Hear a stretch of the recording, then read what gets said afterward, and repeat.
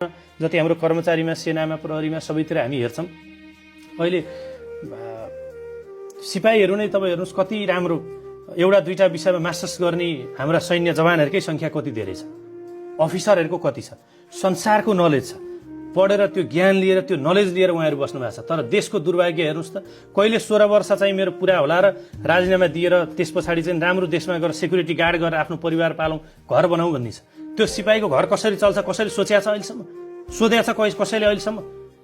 त्यो सिपाहीको चाहिँ श्रीमतीको अवस्था के छ, आमा बुवाको अवस्था के छ, उसका बालबच्चा कसरी पढ्छन्, के हालत छ, कसैले सोचेको छ? एउटा देशको लागि रगत पसिना बगाउनको लागि, देशको लागि मर्छु भनेर शपथ खाएर चाहिँ नि सैन्य भएको चाहिँ एउटा के अरे सिपाहीले कहिले 16 वर्ष पुग्छ र म अर्काको देशमा गएर गार्ड बनेर मेरो परिवार पालौँ, दुईटा घर बनाऊँ, 2 पैसा पढौँ भनेर सोच्ने अवस्थामा हामीले मुलुकलाई पुर्यायौँ भने चाहिँ कति धेरै ठुलो दुर्भाग्य हो मुलुकको। त्यो विषयमा हामीले सोच्न पर्दैन? आज काठमाडौँ नदेखिकन मर्ने कति नेपाली नागरिकहरू छन्, कति धेरै जनताहरू छन्। लुम्बिनी नदेखिकन, पोखरा नदेखिकन मर्न पर्ने मान्छेहरू कति छन् आज?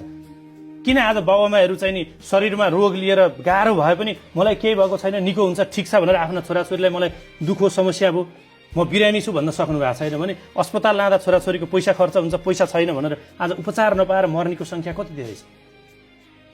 त्यस कारणले गर्दाखेरि चाहिँ म के अनुरोध गर्न चाहन्छु भने यसले खाला कि उसले खाला कि यसको होला कि त्यसको होला कि होइन, यो देश सबैको।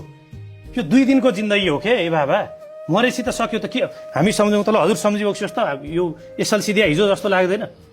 लाग्छ नि, तर उमेर त भइसक्यो नि, बिस्तारो हुँदै जान्छ नि। भनेको के हो भने आधा समय सुतेरै जान्छ झन्डै झन्डै, हिँडो हाँसखेल गरौँ भन्दा भन्दै मान्छे त उमेर गएको त पत्तो छैन नि, मरेपछि त सक्यो नि। त्यसकारणले बाँचुन्जेल यो 2 दिनको जीवनमा किन ईर्ष्या गर्नु, किन रिसराग गर्नु? यो मेरो भनेको छ, यो तेरो भनेको छ, आफ्नो काम राम्रोसँग गरौँ। जसरी समाज राम्रो बन्छ, सुसंस्कृत बन्छ। मैले भने नि मान्छे के अरे चाहिँ अब यो अहिले के अरे मोबाइलै चार्ज गर्न नपर्ने, इन्टरनेट जोडिरहन नपर्ने, होइन, संसार कहाँ कहाँ पुगिसक्यो, टेक्नोलोजीको जमानाले कहाँ कहाँ पुगिसक्यो, अन्तरिक्षमा घर बनाइरहेछन् मान्छे, संसार गरेका छन्। हामी अहिलेसम्म एउटा देशलाई, समाजलाई हामीले राम्रो बनाउन सकेका छैनौँ। विदेश कस्तो होला मान्छेलाई यहाँ चाहिँ, होइन, एउटा घुम्न भनेपछि रहर छ, मिठो खान भनेपछि रहर छ, औषधि उपचारको समस्या छ, राम्रो स्कुलमा बालबच्चा पनि, यस्तो स्वर्ग जस्तो देश। त्यसकारणले गर्दाखेरि चाहिँ यो सानोतिनो बहसबाट देशलाई माथि उठाउनुपर्छ भन्छु क्या मैले।